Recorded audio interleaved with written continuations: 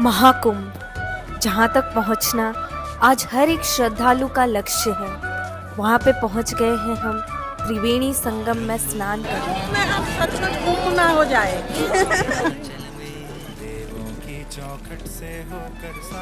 कुंभ मेला जो है बार बार नहीं जाता है जी हाँ।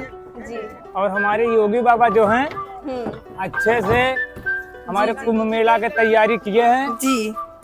हाँ। हेलो गाइस, जय Jagannath and welcome back to the channel. तो आज हम जा रहे हैं कुंभ नगरी प्रयागराज और सुबह 7:30 बजे की ट्रेन है मेरी और मैंने कैब बुक कर दिया है। अभी तो बज रहे हैं 6, तो जल्दी से निकलते हैं वरना हम लेट हो जाएंगे और लेट ना हो इसीलिए निकलते हैं। बाकी आपको वहां पे पहुंच के आपको मेरे नजरिए से दिखाती हूँ कुंभ नगरी प्रयागराज। तो स्टेशन तक पहुंचने के लिए मैंने बुक कर दिया था उबर और कैब भी आ चुकी है मेरी, सो जल्दी से निकलते हैं। तो मुझे मालूम पड़ा आज भैया का फर्स्ट राइड था और मुझे इनकी बिहेवियर बहुत अच्छी लगी। तो यहाँ पे मैं पहुंच चुकी हूँ ओल्ड दिल्ली जंक्शन, जहाँ पे मेरी ट्रेन लगी हुई है महानंदा प्लेटफॉर्म नंबर 3। ट्रेन में बैठने के साथ मैं अपना सफर शुरू कर देती हूँ दिल्ली टू प्रयागराज जंक्शन। तो यहाँ मैं पहुंच चुकी हूँ प्रयागराज जंक्शन में और यहाँ तक पहुँचने के लिए मुझे 11 घंटे तो लग ही गए। मैंने सोचा था यहाँ से निकल के प्रयागराज चौकी जंक्शन तक एक कैब या ऑटो बुक कर लूंगी, लेकिन बाहर निकलते गवर्नमेंट की एक फैसिलिटी यहाँ पे देखने मिली मुझे, जो कि अनरिजर्व टिकट का था, जहाँ पे आंटी ने मुझे 10 रुपए की टिकट करके दी नैनी जंक्शन तक जाने की। हालांकि वो टिकट स्लीपर या जनरल का हो सकता है, लेकिन मैं सेकंड एसी में ट्रैवल करके आई नैनी जंक्शन तक। नैनी जंक्शन से एक ई रिक्शा लेके मैं पहुंच चुकी थी प्रयागराज चौकी जंक्शन। और इतना ट्रैवल करने के बाद मुझे भूख लग रही थी, तो मैं पहुंच गई थी ये छोटी सी होटल पे, जहाँ पे मैंने ऑर्डर करा ये फ्राइड राइस। इसका टेस्ट सच में बहुत अच्छा था, स्पाइसी और चटपटा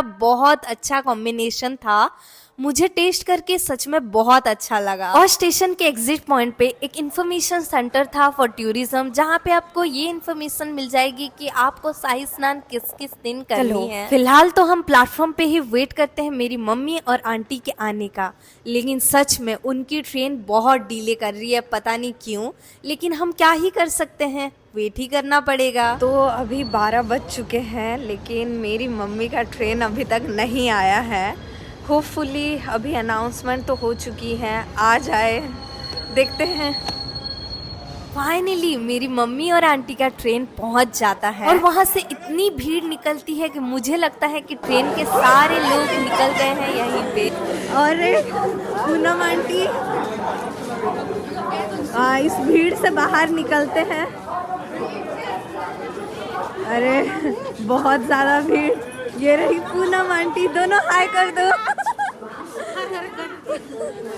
हेलो गाइस, और मेरी मम्मी पहुंच गई है और आंटी भी पहुंच गए हैं।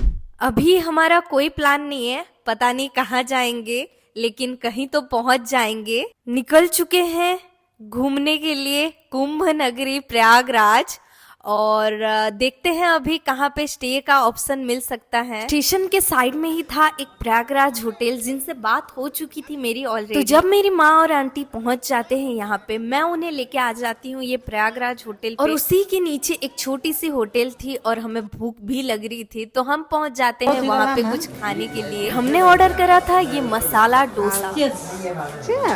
ओके।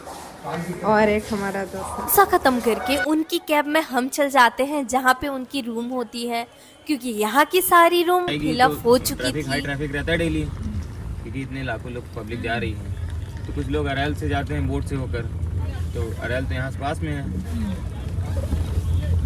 तो जल्दी। तो नहाना कहाँ है? त्रिवेणी संगम। हाँ वही तो भी जाएंगे तो भी वहाँ से भी बोट से ही जाना पड़ेगा। हमको कौन सा पास पड़ेगा भैया?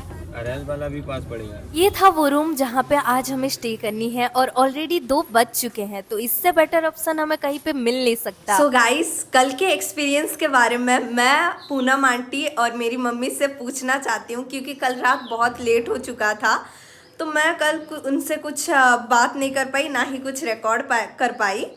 तो अभी उनसे पूछते हैं कि कल का दिन उनका कैसा था और अभी वो क्या फील कर रहे हैं प्रयागराज में आने के बाद। सो बताओ। कल हम लोग 8:30 बजे पहुंच जाएंगे सोचे थे, लेकिन 1 बज गया। 1 बजे पहुंचे हैं और इतना भीड़ था, फिर ले दे के होटल मिल गया और होटल मिलने के बाद हम लोग आज रेस्ट कर लिए हैं। ट्रेन के बारे में इतना बताऊंगी कि रेलवे वाले लोग थोड़ा सा ट्रेन को क्लीन करें और टाइम से पहुंचा दे, बहुत परेशानी होता है। इतना गंदा करके रखते हैं, मत पूछो। ट्रेन से कोई नहीं आना। तो कल का एक्सपीरियंस आप दोनों का ऐसा था? हाँ, बहुत बहुत। अच्छा, वो सब छोड़िए, आज के प्रयागराज के एक्सपीरियंस के बारे में कुछ बोलिए। अब तो हम जाएंगे। वो तो जाओगे, डुबकी लगाएंगे और सारे पाप भी धो ले। आंटी हम अब त्रिवेणी संगम के लिए जाएंगे, वहाँ देखते हैं, फिर वहाँ नहाने के बाद हम आपको शेयर करेंगे। अरे वाह, आगे बढ़िया। जानकारी दे देंगे आपको। तो अभी चलते हैं प्रयागराज अभी चलते हैं हम प्रयागराज संगम के पास और महाकुंभ देखने के लिए।